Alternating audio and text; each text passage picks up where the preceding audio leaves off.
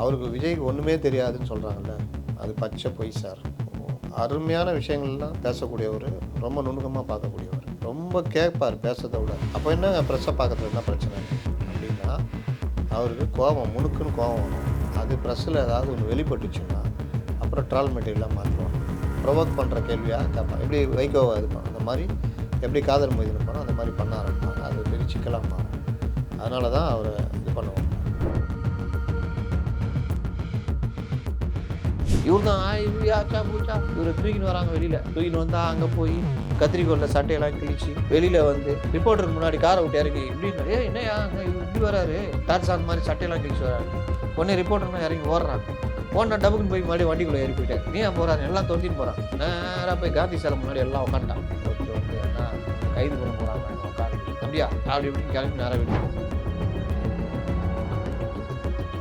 அப்போ இவர்கள் எப்படி இருந்திருக்காங்க, சின்ன சாதாரணமாக நடக்கக்கூடிய விஷயத்தை கூட பொதுமக்களை 5 ஆண்டுகளாக அலைக்கழிக்கிற வேலை பண்ணிக்கிறாங்க. கரெக்டா? ஏன்னா அவர் அறவரில் முடிச்சிட்டாரு. வைகோ தான் அவங்களுக்கு சீட்டே கொடுக்குறாரு. அங்கே பேச்சு 4 தொகுதி வாங்குறாரு, 4ல் 2 அவங்களுக்கு கொடுக்குறாரு. நீங்கள் நில்லுங்கப்பா நம்ம ஆளுங்க. அப்போ அவங்க முடியாதுன்ட்டு இப்போ அங்கே இருக்கிறாங்கன்னா அது என்ன கணக்கு, அது என்ன பேரம்? அதுதான் அவர் கேட்குறாரு, அது பெருசாலி பேரம். இப்படி தான் எல்லோரும் வந்தாங்க. செலவு பண்ணாமல் வீட்டில் படுத்துருந்தவங்க, மாற்று கட்சிகிட்ட காசு வாங்கிட்டு படுத்துருந்தவங்க, கையில் காசே இல்லாமல் சும்மா அப்படியே சுற்றிட்டு வந்தவங்க, இந்த மாதிரி ஆட்கள்லாம் ஜெயிச்சிருக்காங்க. ஒரே காரணம் விஜய் விசில். அப்போ அந்த இது கிடச்சி 108 கிடச்சிருக்கு, மீதி இவங்க கொடுத்துட்டாங்க. அதுக்கப்புறம் என்ன அங்கே தேவை?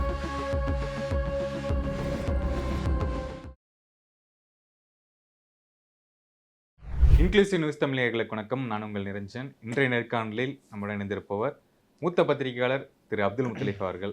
சார் வணக்கம். சார் வணக்கம். செந்தில் பாலாஜி அவருடைய ஆதரவாளர்கள் தம்பிகள் 35 கோடிக்கு ஒரு எம்எல்ஏ பேரம் பேசுகிறாங்க அப்படிங்கிற செய்திகள் நம்ம பார்த்தோம். இப்போ 180 கோடிக்கு பேரம் பேசியிருக்காங்க அப்படிங்கிற விஷயம் வெளியே வருது. இருந்து என்ன தெரியுதுன்னா, தாவேகா எம்எல்ஏக்களை திமுக பக்கம் இழுக்கணும், ஒரு 18 பேரை இழுத்துட்டோம்னா நம்ம ஆட்சிக்கு வந்துடலாம், இல்லை அவங்க ஒரு அதிருப்தி ஆகும், இப்படிங்கிற நிறைய கணக்குகள் போடுறாங்க. எதுக்கு இந்த விஷயம்லாம்? இது ஆட்சி மாற்றத்துக்கு இழுத்தாங்களா அப்படின்றது தெரியல. ஆனால் இவங்க என்ன சொல்கிறாங்க, எம்எல்ஏ இது சபாநாயகர் மீதெல்லாம் நம்பிக்கையில்லா தீர்மானம் கொண்டு வருவதற்காக பேசினார்கள் அப்படின்னு. சபாநாயகர் மேலே நம்பிக்கையில்லா தீர்மானம் கொண்டு வந்து என்ன பண்ண போகிறீங்க? அவர் பாட்டில் ஒரு பைபிளை சொல்லிக்கின்னு ஏதோ, எனக்கு கேட்டால் இருக்கிற சபாநாயகரில் சமீபத்தில் ரொம்ப பக்காவாக நடத்தினவர் அவர் தான்.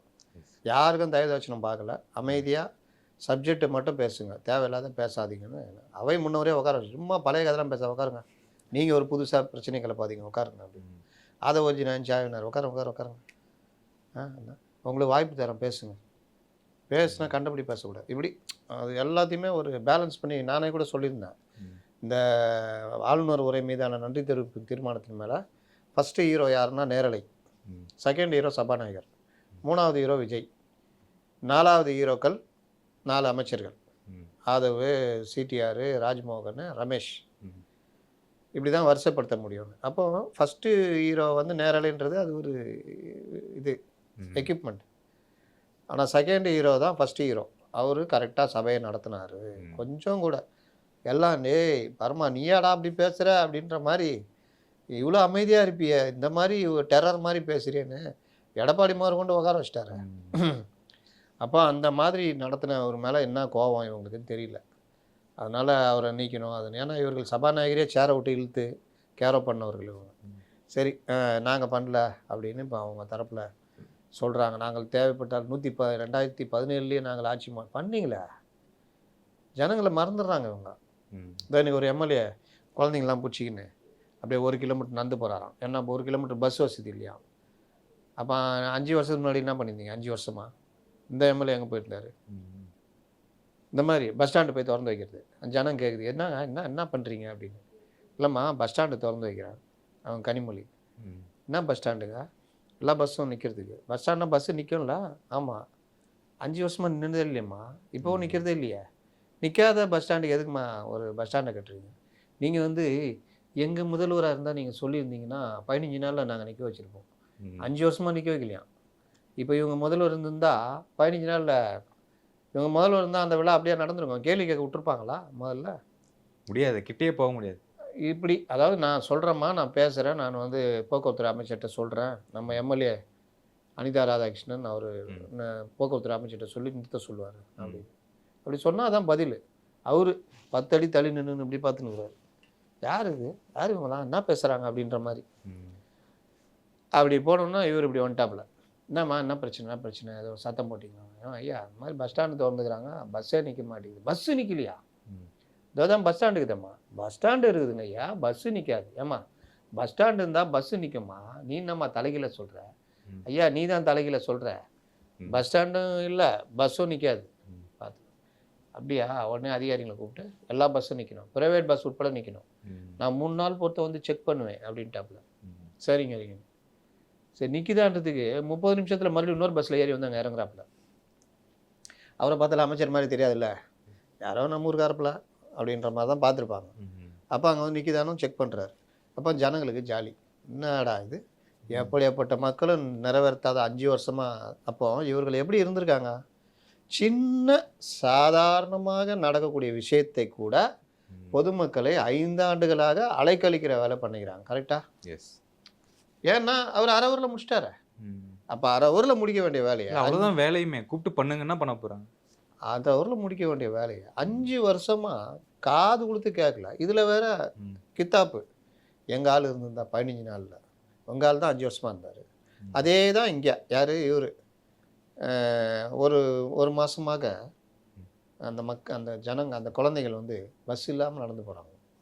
போய் பார்த்து டக்குன்னு போக்குவரத்து அமைச்சரை பார்த்து பேசுங்க. இது எடுத்து ரீல்ஸ் எடுத்து போடுறாங்க. இது வந்து ரீல்ஸில் வராதான்.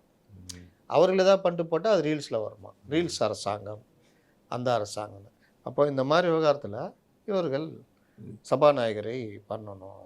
ம். சரி, எம்எல்ஏக்களை விலைக்கு வாங்குது, அதுக்கு நான் ஆளா இல்லை அவனுக்கு. அவர் பார்த்தா சவால்லாம் விட்டவர்.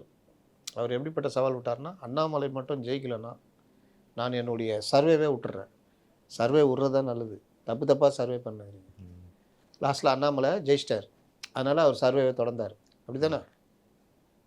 அப்படி தான் அவர் நினச்சிட்டார். அண்ணாமலை ஜெயிச்சிட்டார், சர்வே பண்ணார், 2026 பண்ணார். சரி, ஏதோ அப்படி இப்படி போயிட்டு வந்திருந்தாருன்னு பார்த்தா திடீர்னு பார்த்தா இவர் கைது. ஏய் இவர் அவர் இல்லை, ஆமாம், அட பாவி மாட்டிக்கிறாரு அப்படின்னு. இதில் என்ன ஜோக்குன்னா, இந்த மாதிரி கைது இதெல்லாம் உடனே திமுக அவ்வளோ எகிருவாங்கல்ல. யாரை பார்த்து சொன்னாய், என்ன சொன்னாய், ம். ம். நாங்களாம் அப்படி பண்ணுவோம். 2000 சின்ன லைட்டாக எப்படி 2017 பண்ணியிருப்போம். 2017 பண்ணீங்க. ம். சட்டையெல்லாம் கிழிச்சிட்டு வந்தார்ல, ஆமா. அதெல்லாம் என்னது? ம். அங்கே நம்பிக்கையில்லா தீர்மானம் கொண்டு வந்தது ஓபிஎஸ். ஆரம்பிச்சோன்னே தமால் டிமில் அவர் கம்முன்னு உக்காந்துக்கினாரு. எனக்கு இதுக்கு சம்மந்தம் இல்லைப்பா, நான் பண்ணு உட்காந்துனாரு. இவர் தான் ஆச்சா பூச்சா இவரை தூக்கின்னு வராங்க வெளியில். ம். தூக்கின்னு வந்தால் அங்கே போய் கத்திரிக்கோலில் சட்டையெல்லாம் கிழிச்சு வெளியில் வந்து ரிப்போர்ட்டருக்கு முன்னாடி காரை விட்டு இறங்கி இப்படின்னா, என்னையா இவர் இப்படி வராரு, டார்சான் மாதிரி சட்டையெல்லாம் கிழிச்சு வரான்னு. உடனே ரிப்போர்ட்டர்லாம் இறங்கி ஓடுறாங்க. ஓடினா டபுக்குன்னு போய் மறுபடியும் வண்டிக்குள்ளே ஏறி போயிட்டாரு. ம். நீ ஏன் போகிறாரு, எல்லாம் துரத்தின்னு போகிறாங்க. நேராக போய் காந்தி சிலை முன்னாடி எல்லாம் உக்காந்துட்டாங்க. ஒருத்தர் வந்து, அண்ணா உங்களை கைது பண்ண போகிறாங்களா இங்கே உட்காரத்துக்கு? அப்படியா? அப்படி இப்படின்னு கிளம்பி நேராக வீட்டுக்கு போயிட்டார். ம். பெரிய போராட்டம்லாம் அது. ம். அப்போ நீங்கள் முயற்சி பண்ணி பார்த்து எதுவும் பார்த்து முடியலன்னு தான் விஷயம். ம். அப்போது இந்த மாதிரி விவகாரத்தில் நீங்கள் சொல்கிறதுக்கு இது இல்லை. ஆனால் ம். யாரை சொல்கிற, எப்படி சொல்கிற, விடமாட்டோம். செந்தில் பாலாஜின்ற அசோக்குன்ற ம். அவர்கள் செஞ்சாங்க தெரியுமா அப்படின்ல வரணும். ம். ஆனால் இங்கே என்ன வருது, எந்த இதுவும் இல்லை, மௌனமாக இருக்கிறாங்க. செந்தில் பாலாஜி தரப்பில் ம். ஒரு மறுப்பும் தெரியல. இப்போ கேட்டால் செந்தில் பாலாஜியை தேடுறாங்கன்னு சொல்லுங்கிறாங்க. எஸ். இது ஊடகங்கள் சொல்கிறது. ம். ம். தேடுறாங்களா இல்லை நமக்கு தெரியாது. ஏன்னா எஃப்ஐஆரில் அவர் பேர் இல்லை. ம்.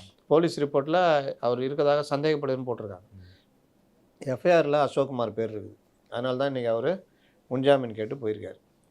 சரி, இதை எப்படி நடத்துனாங்க இந்த ஆப்ரேஷன் அப்படின்னு பார்த்தீங்கன்னா, வெளியில் பார்த்தா ஏதோ அப்படி போனாங்க பண்ணாங்கன்ற மாதிரி இருக்கும். ம். பண விவகாரம் இவங்க இப்படி பண்ணுறாங்க அப்படின்னு தெரிஞ்ச உடனே அழகாக வான்னு உள்ளே விட்டுருக்காங்க. நீ பேசு. எத்தனை எம்எல்ஏ பேசுகிறாங்க? ம். எத்தனை பேர் பேசியிருக்காங்க? 10 பேர் வரைக்கும்ன்றாங்க. ம். அதுக்கு மேலே விசாரணை தான் தெரியும். அப்போ ஒவ்வொருத்தரும் அப்படியே பார்த்து எல்லா டீட்டெயிலையும் கலெக்ட் பண்ணி மொத்தமாக ஒரு நாள் கோழி அமுக்கிற மாதிரி அமுக்கிட்டாங்க. ம். இவர் அமுக்கணுன்னா இவர் 2 பேரை கை காமிச்சா, அவங்க 2 பேரும், அவங்க 6-8 பேர், மொத்தத்தில் 8-9 பேர் ஆ. அதில் முக்கியமான 2 பேர் செந்தில் பாலாஜிக்கு நெருக்கமானவர்கள், ஊருக்கே தெரியும். சுரேஷ்னு ஒருத்தரும், கார்த்திக்னு ஒருத்தரும். அப்புறம் இன்னொருத்தர். இதெல்லாம் கரூர் கம்பெனின்றுவாங்க. அது நீங்கள் அந்த இவர் சொல்கிறாரு பாரு, கரூர் கேங் அப்படி கேங்குன்னு நிர்மல்குமார் சொல்கிறாரு. அப்போ இந்த மாதிரி விஷயங்கள் கொஞ்சம் பெருசாக போய்கிட்டு இருக்குது. இன்றைக்கி 180 கோடி அதுன்னு சொல்லுது ஊடகங்கள். அதெல்லாம் வச்சுக்கிட்டுலாம் நம்ம பேச முடியாது. ஏன்னா போலீஸ் அந்த இதில் ப்ரெஸ் நோட்டோ இல்லை போலீஸ் சார்ஜ் ஷீட்டில் எதாவது போட்டால் தான் நம்ம வந்து உறுதியாக பேச முடியும்.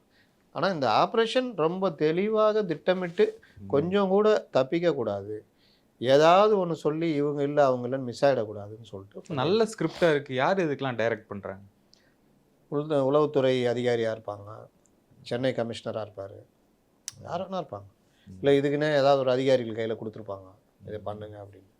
அதனால் ரொம்ப பக்காவாக ரெடி பண்ணி தலையை அப்படியே உள்ள வச்சு அப்படியே சைடில் நின்றுன்னு தலையை உள்ளே விட்டோன்னு கப்புன்னு பிடிச்சிக்கினாங்க. இந்த பக்கம் சார் இந்த இவங்க கூப்பிட்டு மிரட்டுறாங்கல்ல, எம்எல்ஏக்களை மிரட்டுறேன்னு சொல்கிறாங்க. இது வந்து எம்எல்ஏக்களை மிரட்டுற அளவுக்கு அவங்க வீக்காக இருக்காங்களா, இல்லை தாவேக்கா தானே புதுசாக வந்தவங்க தானே அப்படிங்கிற ஒரு எம்எல்ஏக்களை மிரட்டுறதுன்றதுலாம் அந்த மாதிரி பெரும்பாலும் இருந்திருக்காது.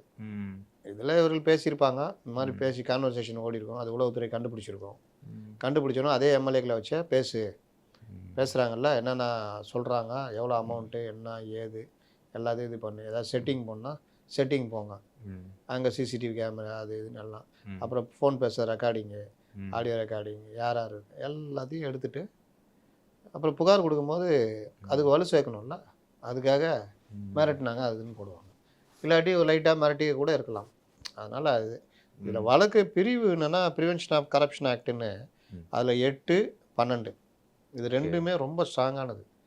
அரசு ஊழியர்களுக்கு லஞ்சம் கொடுக்க முயற்சிப்பது, இல்லாட்டி அரசு ஊழியர் லஞ்சம் வாங்கி மாட்டுறது, இது எது இருந்தாலும் அந்த பிசி ஆக்ட் வந்துடும்.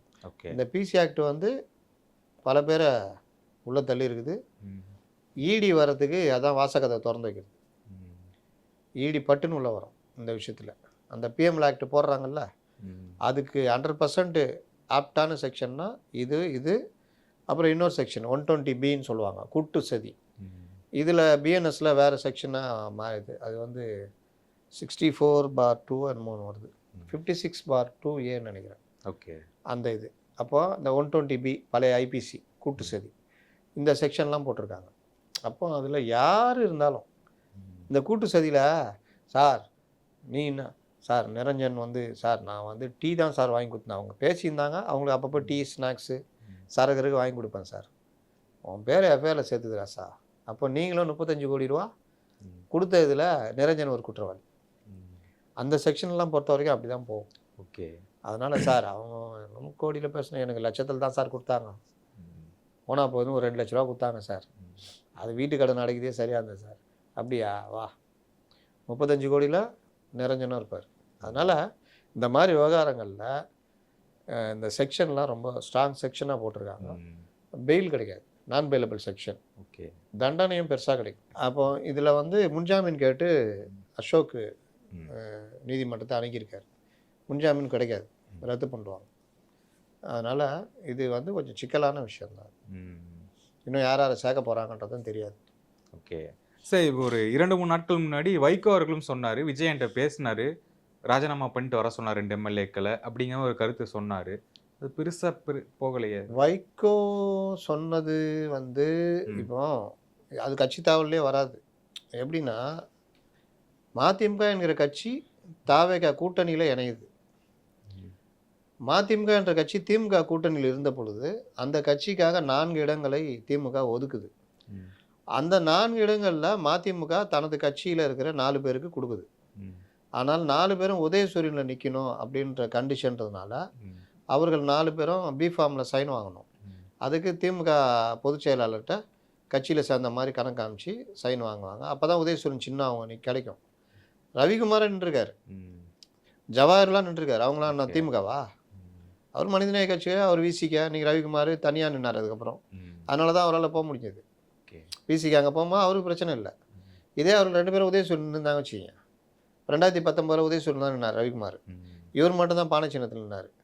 அப்போ இவர் ரவிக்குமார் உதயசூரியன் சின்னத்தில் ஜெயிச்சிருந்தாருன்னா வெளியில் வர்றது கஷ்டமாக இருக்கும், ராஜினாமா பண்ணிட்டு வந்திருக்கணும். புரியுதா? அந்த மாதிரி இந்த 2 எம்எல்ஏக்களும் இவர் சேர்றாரு. அவங்க 2 பேரும் இவங்களோட தான் வரணும். ஏன்னா அவங்க மதிமுக எம்எல்ஏக்கள் தான். மதிமுகவினர் தானே அவங்க. ஆமா.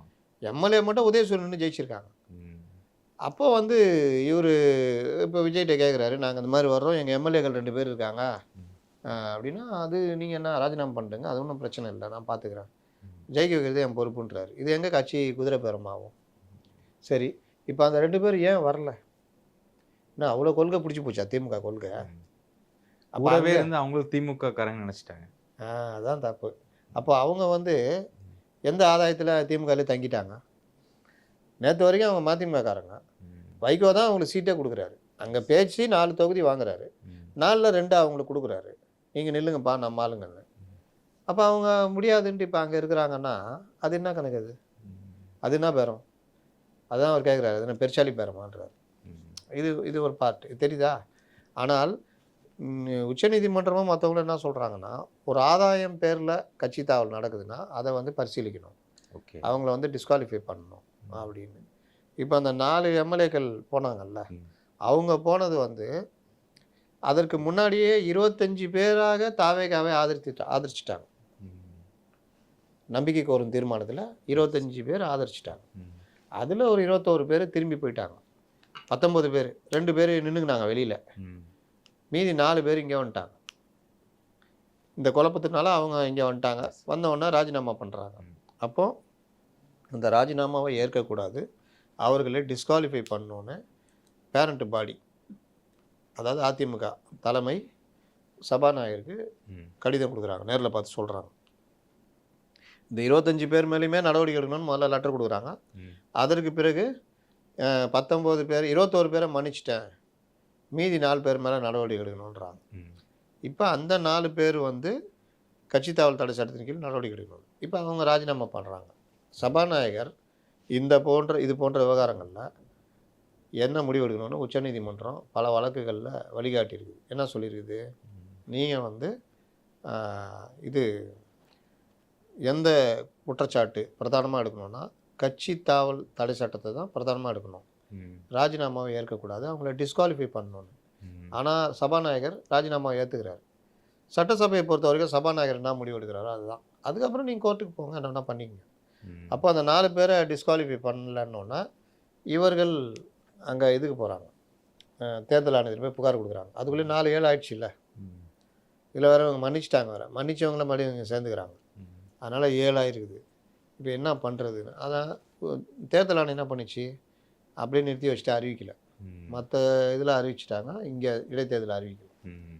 ஏன்னா வந்துகிட்டே இருக்காங்க. ஆமாம். அதனால் இது இன்டெஃபினிட்டாக போய்கிட்டு இருக்குது. ம். அதுக்கு இன்னொரு காரணம் என்னென்னா அதிமுக தலைமை எஸ்.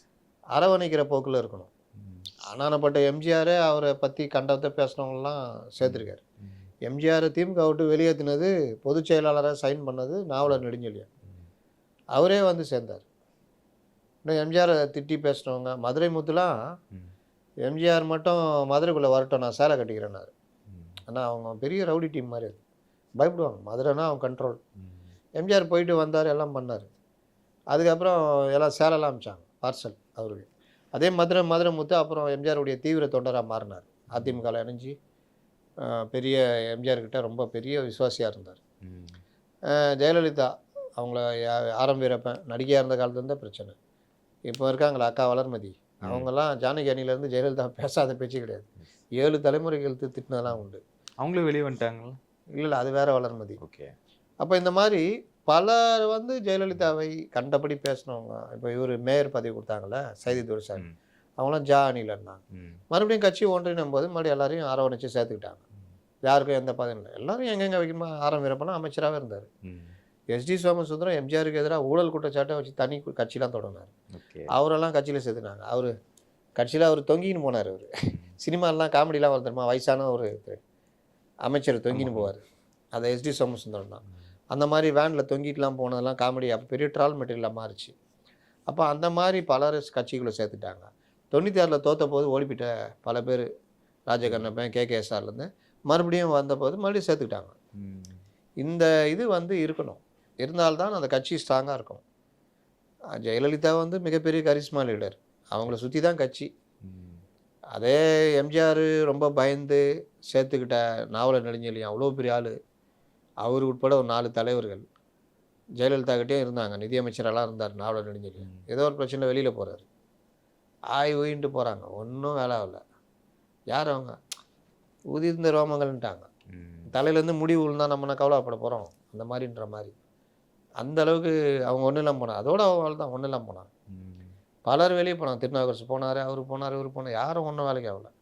ஏன்னா ஜெயலலிதாவுடைய அந்த இது அந்த மாதிரி இருந்தால் கூட பரவாயில்ல. நீங்கள் இந்த அளவுக்கு வந்தீங்கன்னா அது காரணம் அவங்க கூட அந்த டீம், இன்றைக்கி வெளியில் போய்கிட்டு இருக்க அந்த டீம்.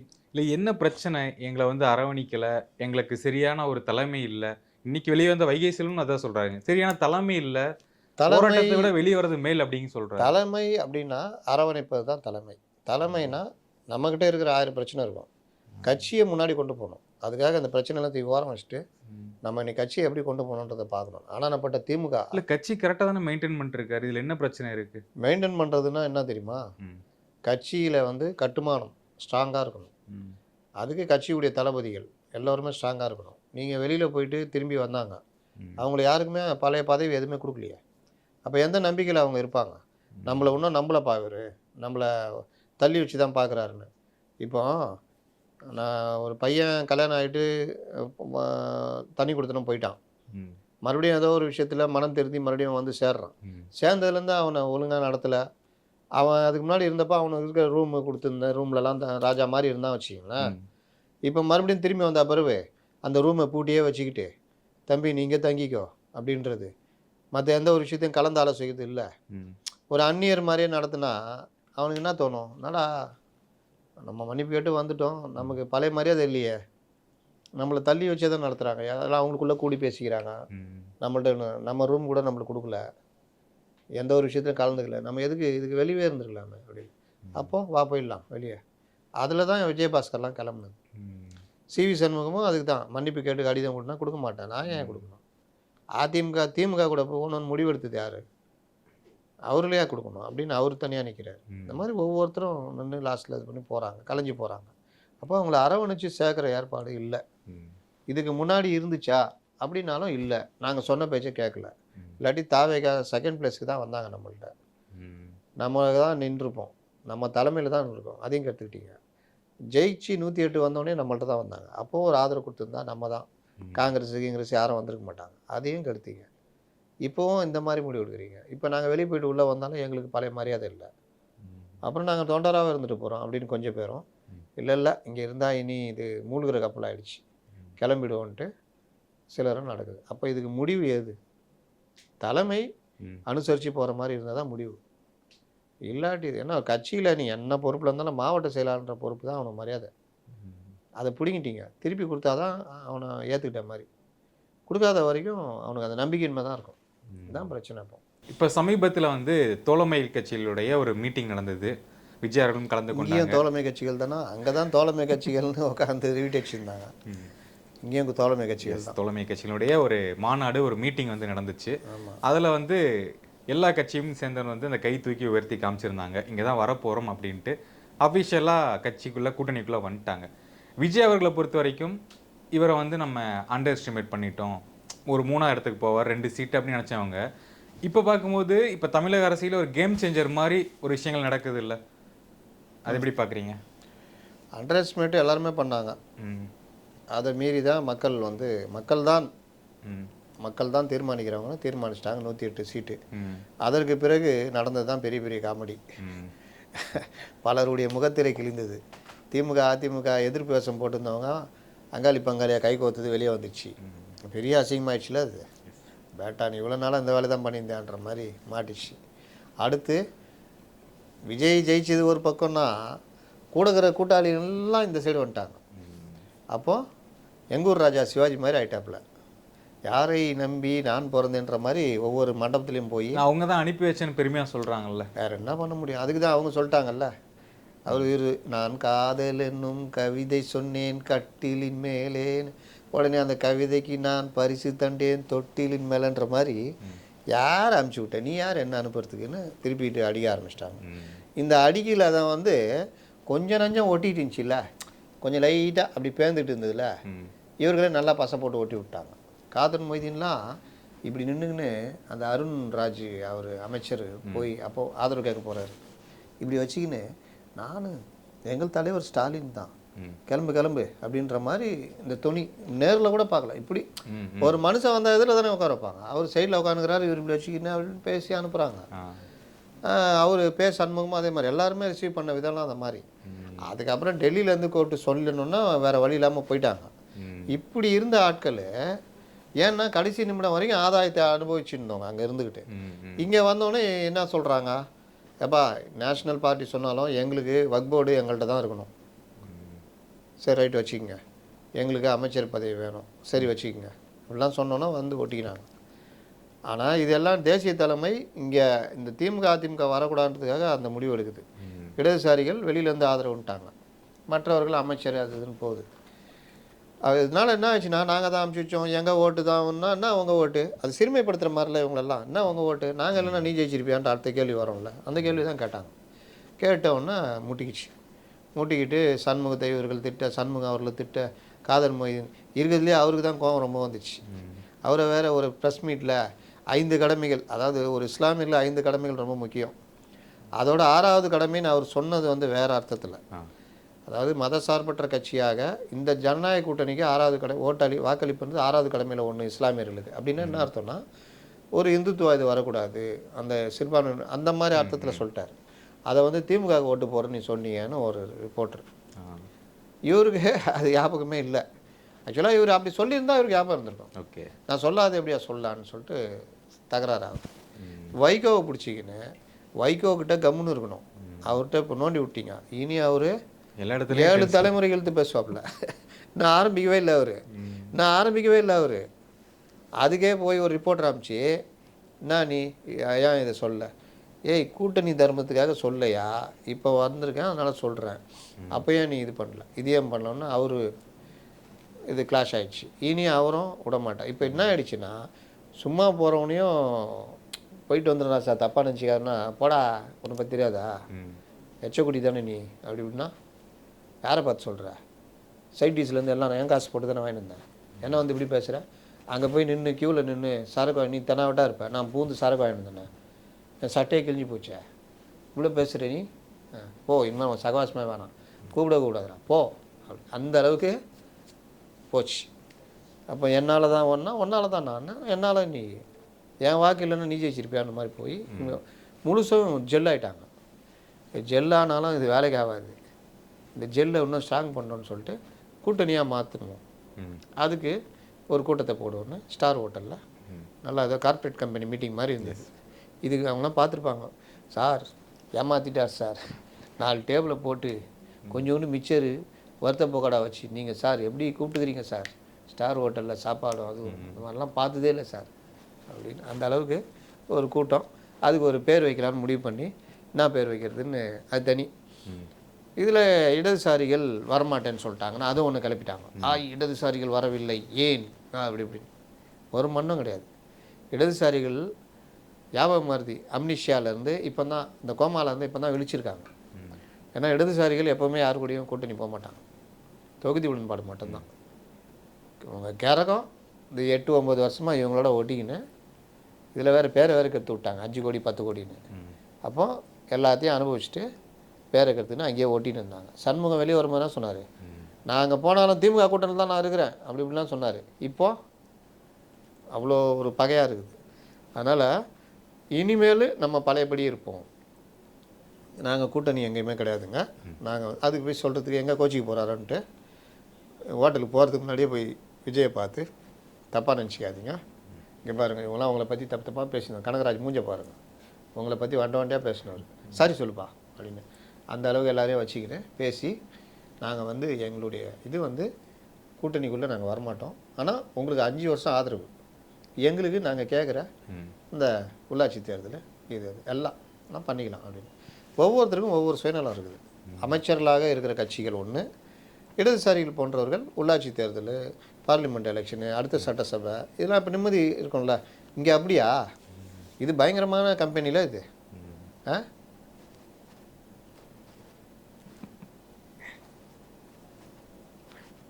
சிங்கிள் டிஜிட் தான். வா கை போட்டுக்கலாம். அதை எடுத்து டவலை பார்த்தியா, நான்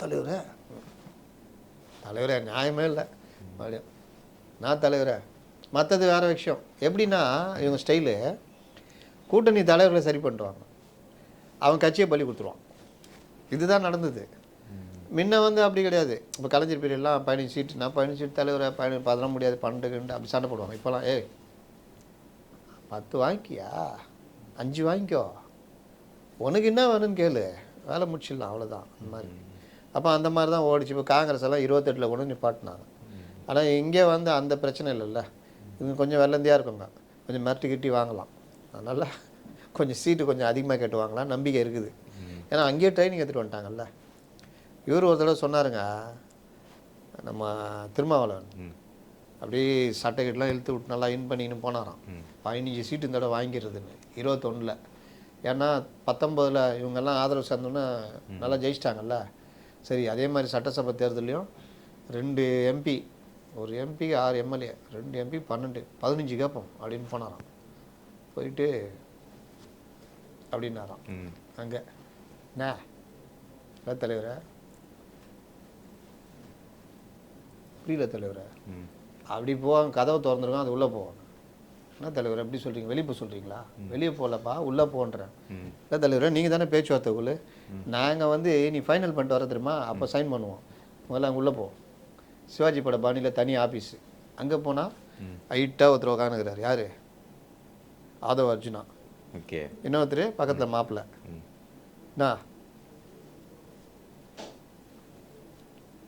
என்னங்க எப்படின்றீங்க, நான் 15 கேட்குறேன், நீங்கள் 4ன்றீங்க, அவ்வளோதான் கொடுக்க சொன்னாப்பில்ல சித்தப்பா. எந்த சித்தப்பா? பிரசாந்த் கிஷோர் சித்தப்பா. ஏங்க அவர் எங்கெங்க இங்கே வந்தார், அவர் சொல்கிறதா நாங்களாம் கேட்போம். சரி போனால் போது 6 கொடுக்குறோம். என்ன தலைவர், அவ்வளோதான், வேறு எதனா மற்றெல்லாம் நாங்கள் பார்த்துக்குறோம், நீ செலவு பண்ண போகிற, அவ்வளோதான். இது வாய் திறந்து ஒரு திருமாவளவனே சொன்னது. அதனால் அங்கே ட்ரைனிங் எடுத்துகிட்டு வந்து இப்போ இங்கே கேட்குறாரு. அங்கே ட்ரைனிங் எடுத்து அடி வாங்கினவங்களும் இப்போ ஒன்றாகிறாங்க. அதனால் ஏதோ கொஞ்சம் கேட்டு வாங்கலாம், ஒரு 10-15 சீட்டு பழையபடி, அந்த நம்பிக்கையில் தான் இருக்காங்க. அதனால் எந்த காலத்துலேயும் திமுகவுக்கு போக போகிறதில்ல. அதனால் இந்த இதில் வந்து கூட்டணி கட்சிகளை ஸ்ட்ராங் பண்ணிக்கிட்ட வேலையை தாவேகா பண்ணிடுச்சு.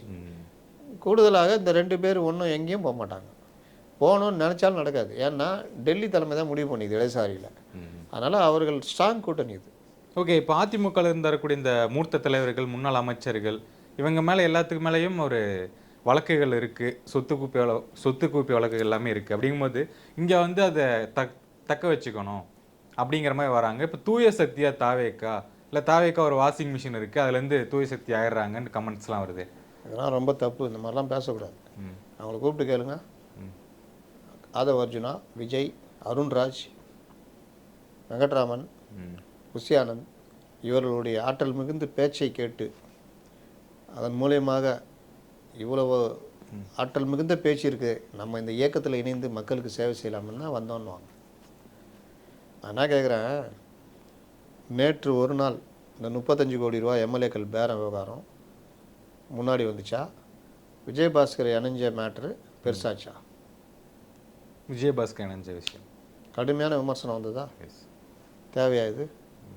அப்படி என்ன விஜயபாஸ்கர்களை இணைச்சி நீங்கள் கொண்டு போக போகிறீங்க? அந்த விழாவே வந்து ஏதோ அவருடைய சொந்த கல்யாணம் மாதிரி இருந்துச்சு. சொந்த கல்யாணமாக இருந்தது, அதிமுக விழா மாதிரி இருந்தது. எல்லாருக்கும் ஒரு பேக்கு, ஸ்நாக்ஸ் பேக். அப்போ அதுக்கு பழகிடுவான்ல, அடுத்த தலைவர் தலைவர் ஸ்நாக்ஸ் பேக் இருந்தால் தான் வருவேன்னுவான்.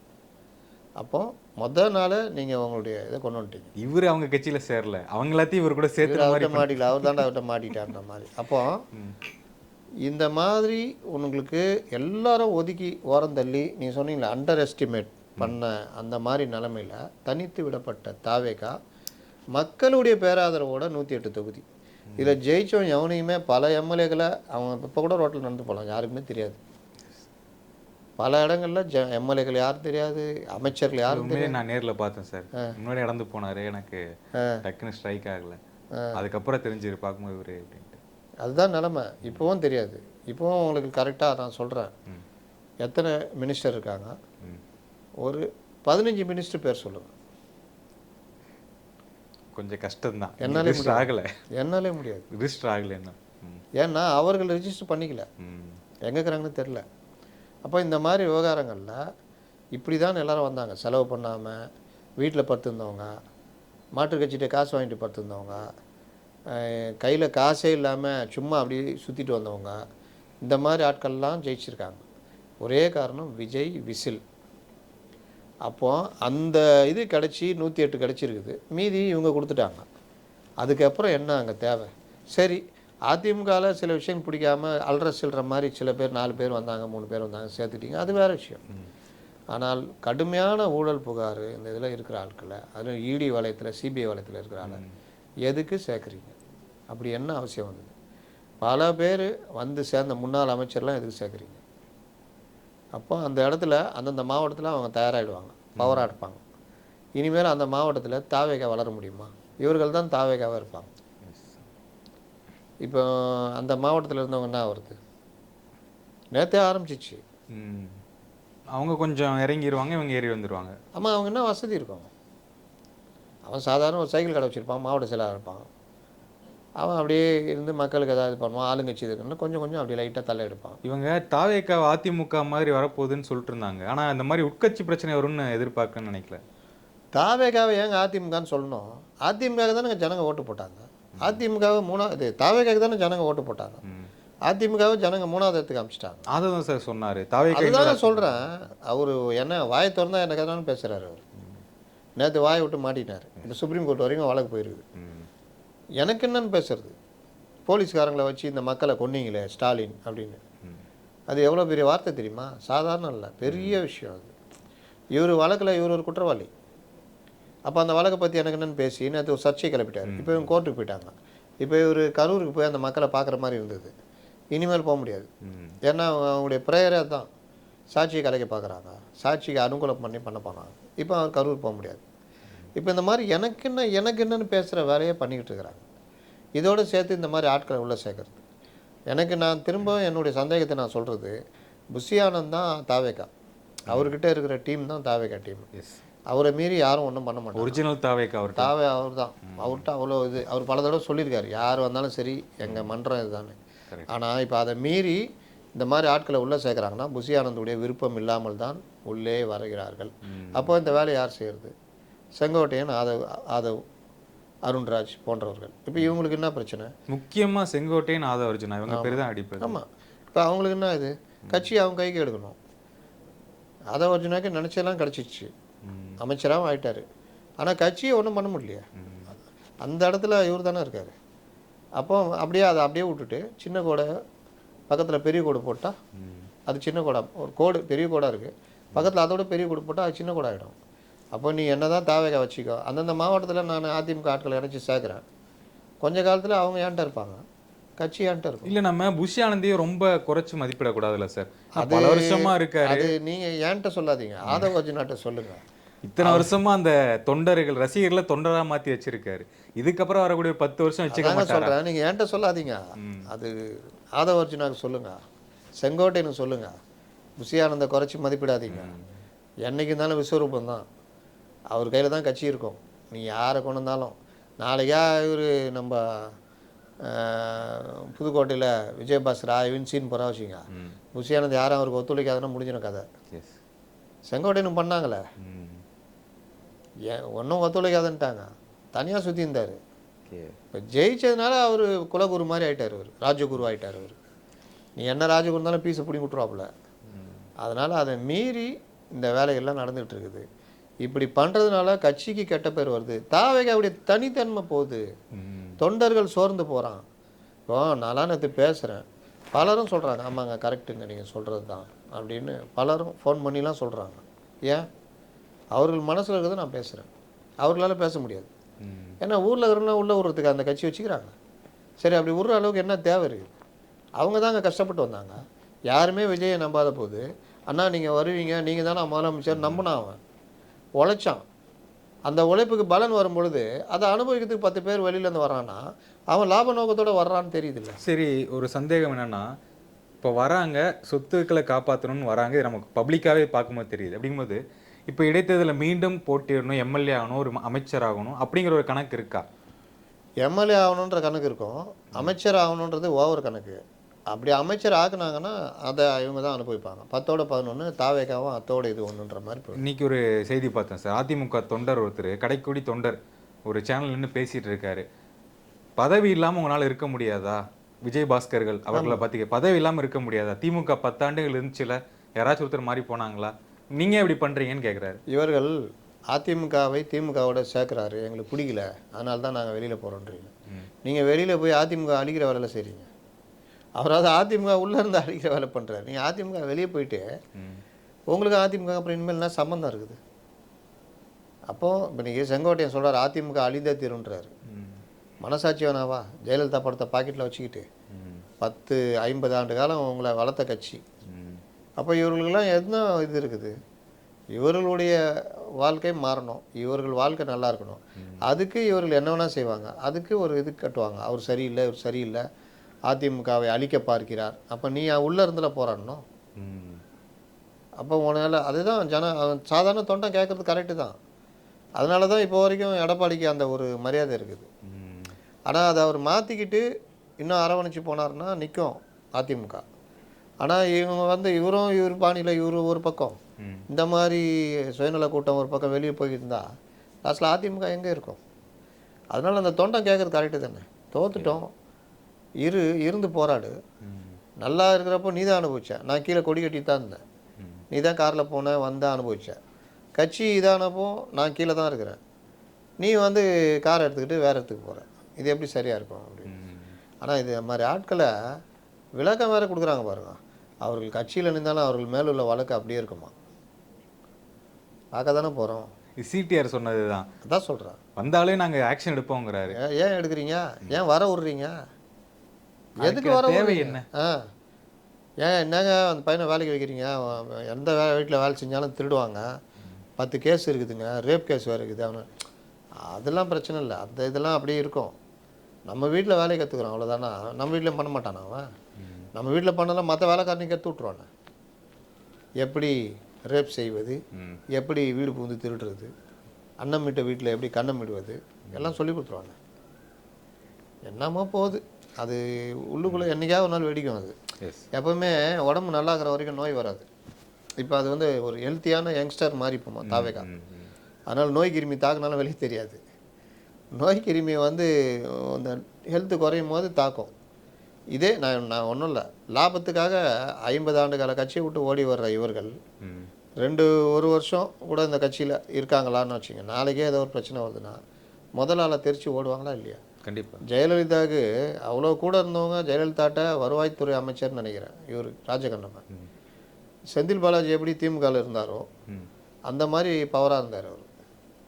அதாவது ஜெயலலிதா அப்படி அவரை சிலாகித்து பேசினாங்க. அந்த அழகுமுத்துக்கோன் சிலை திறந்தாங்க இங்கே, அழகுமுத்துக்கோன் தான் நினைக்கிறேன், நம்ம இது எக்மோரில். அப்போல்லாம் மீட்டிங் எப்படி தெரியுமா? ரோட்டை மறிச்சிடுவாங்க, அவ்வளோதான். ட்ரெயின் ரயில்வே எப்படி வேணா போய்க்கோ, எப்படியா போய்க்கோ, ஹெலிகாப்டர் போய் இறங்கிக்கோ அப்படின்னு. அந்த மாதிரி ஒரு நடந்த கூட்டத்தில் அவங்க பேசுகிறாங்க. அவர் சகோதரர் அவர் தான் எல்லாமே, அதிமுகனா அவர் தான் அப்படி இப்படின்னு. தோத்தோன்னு முதல்ல அவர் தான் ஓடினார். இதுதான் முதலாளித்துவ கட்சிகளில் இது. அந்த மாதிரி தோத்தோன்னு ஓடுறவங்க நாளைக்கு ஏதோ ஒரு பிரச்சனை வருதுங்க. 5 வருஷம் முடிவில் ஆட்சிக்கு பயங்கர கெட்ட பேர், சரியான தோல்வி. இதை முதலமைச்சரே தோத்தாரு, அந்த மாதிரி தோத்தாங்க வச்சுக்கோங்க. இவர்கள் எல்லோரும் முதல்ல ஓடுவாங்க வெளியே. அப்போது அந்த தொண்டன் தான் கூட நிற்பான், எங்கள் அண்ணனை இப்படி தோக்கடிச்சிட்டாங்க, அது பாரு அடுத்த எங்கள் அண்ணன் வருவார் அப்படின்னு. இல்லை, எனக்கு என்ன சந்தேகம்னா, இப்போ தாவேகா வந்ததுக்கு காரணமே விஜய் அவர்கள் ஒரு காரணம், இன்னொரு பக்கம் மாற்றம் வேணும் அப்படின்னு நினைக்கிறாங்க. நீங்கள் சொன்ன மாதிரி யங்ஸ்டர்ஸ் பிளட்டாக திராவிட கட்சிகளை பிடிக்காத மனநிலை. அதுதான் முக்கிய காரணம். யங்ஸ்டர்ஸ் இருக்காங்க, அதுக்காக பண்ணலாம். இப்போ அவங்க பண்ணுற அரசியலும் பார்க்கும்போது ஒரு ஃப்ரெஷர் வேலைக்கு சேர்ந்தவங்க எப்படி பண்ணுவாங்க அந்த மாதிரி பண்ணிட்டு இருக்காங்க. இவங்க மூர்த்த பழுத்த அரசியல்வாதிகள் திரும்பவும் இங்கே மறுபடியும் ஒரு மிக்சிங் ஆகுது இல்லை, மக்கள் எப்படி ஏற்றுப்பாங்க? இதில் நல்ல பாலில் தெரிஞ்ச பாலை கொஞ்சம் ஊற்றுனா ஆகும், இல்லை 2 சொட்டு எலுமிச்சை சாறு விட்டான்னு ஆகும், பாலே தெரிஞ்சிடும். அந்த மாதிரி கதை தான். நல்ல குழம்பு வச்சாச்சு, யாரும் உங்களுக்கு எந்த இதுவும் தரல, நீங்களே கஷ்டப்பட்டு குழம்புலாம் வச்சிட்டீங்க. இந்த நேரத்தில் பக்கத்து வீட்டிலேருந்து 2 நாளைக்கு முன்னே ஊசி போன குழம்பு கொண்டு வந்து தராங்க. குழம்பு வச்சிட்டிங்க, அந்த குழம்புல இதை ஊற்றி கலந்துருங்க, இன்னும் கொஞ்சம் குழம்பு ஜாஸ்தியாகும். இது எப்படி சரியாக இருக்கும்? இல்லை, விஜய் சார் தெரிஞ்சுதானே இது பண்ணுறாரு இவங்களெல்லாம். விஜய் சாருக்கு தெரியுமா தெரியாது, நமக்கு என்ன தெரியும்? இல்லை, அவரை நம்ப வைக்கலாம்ல. நமக்கு மெஜாரிட்டி வேணும், அதுக்கு இவங்கெல்லாம் சேர்த்துக்கிட்டா இத்தனை எம்எல்ஏ வந்துட்டாங்கன்னா பிரச்சனை இல்லைன்னு. அந்த மாதிரி தான். நீ தேவையே இல்லை, இவர்களை வச்சுட்டே நீங்கள் 5 வருஷம் நடத்தலாம். ஏன்னா அவர்களுக்கும் தேவை இருக்குது, பார்லிமெண்ட் எலெக்ஷனு அது இதுன்னு. அவங்களுக்கு என்னமோ நம்பிக்கை தான். இந்த மாதிரி ஆட்கள் தப்பு தப்பாக வழிகாட்டுறது தான் பிரச்சனை. Okay sir.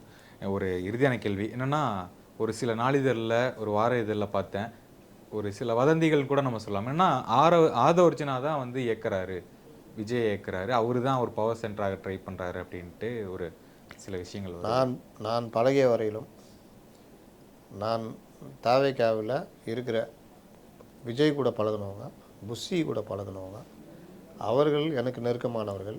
அவர்கள் சொன்ன வரைக்கும் நான் தெரிஞ்சுக்கிட்டது பல விஷயம் நான் தப்பு கணக்கு கூட போட்டேன். அப்புறமா அவருக்கு விஜய்க்கு ஒன்றுமே தெரியாதுன்னு சொல்கிறாங்கல்ல, அது பச்சை பொய் சார். அருமையான விஷயங்கள்லாம் பேசக்கூடியவர், ரொம்ப நுணுக்கமாக பார்க்கக்கூடியவர், ரொம்ப கேட்பார் பேசுறதை விட அப்படின்னு சொன்னேன். அவருக்கு வந்து அப்போ என்ன ப்ரெஸ்ஸை பார்க்கறதுல என்ன பிரச்சனை இருக்குது அப்படின்னா, அவருக்கு கோபம் முணுக்குன்னு கோபம் வரும். அது ப்ரெஸ்ஸில் ஏதாவது ஒன்று வெளிப்பட்டுச்சுன்னா அப்புறம் ட்ரால் மெட்டீரியலாக மாற்றுவாங்க. ப்ரொவோக் பண்ணுற கேள்வியாக கேட்பான். எப்படி வைகோவை இது அந்த மாதிரி எப்படி காதல் மொய்தீன் பண்ணால் அந்த மாதிரி பண்ண ஆரம்பிப்பாங்க. அது பெரிய சிக்கலாக மாறும். அதனால தான் அவரை இது பண்ண முடியல. ஒன்று, விஜய் பிடிக்கிற வரைக்கும் தான் தப்பிப்பீங்க. பிடிக்கலன்னு முடிவு பண்ணிட்டா அடுத்த செகண்டே தூக்கி வெளியே போட்டுருவார். அது யாராக இருந்தாலும். பெத்த அப்பாவே கட்சி விவகாரத்தில் சிக்கல் பண்ணோன்னா தூக்கி வெளியே போட்டார். அந்த மாதிரி புஷி ஆனந்துக்கும் விஜய்க்குமான உறவுன்றது அது ஒரு பெரிய பந்தம். அது நீங்கள் அதுக்குள்ளே போய் யாருமே நுழைய முடியாது. சில பின்னடைவுகள் முன்னேற்பாடுகள் இருக்கும், ஆனால் அதெல்லாம் தற்காலிகம். புஷி என்ன சொன்னாலும் விஜய் கேட்பார். அதே மாதிரி விஜய்னா புஷி அவ்வளோ விசுவாசமாக இருப்பார். இவங்க ரெண்டு பேருக்குள்ளே இந்த இது தான் இவ்வளோ வருஷம் ஓடுது. இதில் எங்கேயுமே யாரும் தலையிட்டு ஒன்றும் பண்ண முடியாது. சில ஏற்பாடுகள் சில நல்லா பண்ணுறாங்கன்னா ஓகே அப்படின்னு விஜய் அனுமதிப்பார். சரியில்லை, அது பாதிக்குதுன்னு தெரிஞ்சால் அடுத்த நொடி அவங்க ஜீரோ. இதை தான் விஜய் அங்கே சொன்னார். இதில் நான் தான் பவர் சென்டர், மற்றவங்க யாராவது அப்படின்னு நினச்சிங்கன்னா ஜீரோ ஆகி விட்ருவேன்னார். அதுதான் அது எல்லாருக்கும் சொன்னது தான். இந்த இதை உணர்ந்து ஒவ்வொருத்தர் உயரத்தையும் புரிஞ்சிக்கணும். உயரம்னா இவர் 6 அடிக்கிறார்ன்றது கணக்கு இல்லை. அவரவர்கள் நிலைப்பாடு அறிஞ்சு கட்சிக்கு விரோதமாக இல்லை கட்சியை முட்டு சந்து கூட்டு போகிற வேலையை வேகமாக பண்ணிக்கிட்டு இருந்தால் அது விஜய்க்கு ஒரு நாளைக்கு இதாச்சுன்னா யாராக இருந்தாலும் தூக்கி போட்டுருவார் அப்படின்றாங்க. அதே மாதிரி புஷி ஆனந்தும் சரி விஜயும் சரி, ஒருத்தருக்கு வாக்கு கொடுத்தா அதை செஞ்சிடணும்னு இது பண்ணுவாங்க. இது அரசியல்வாதிகள்கிட்ட இல்லாத ஒரு விஷயம். அரசியல்வாதி வாக்கு கொடுத்தா செய்ய மாட்டான், மனசாட்சி இல்லாமல் இருப்பான்.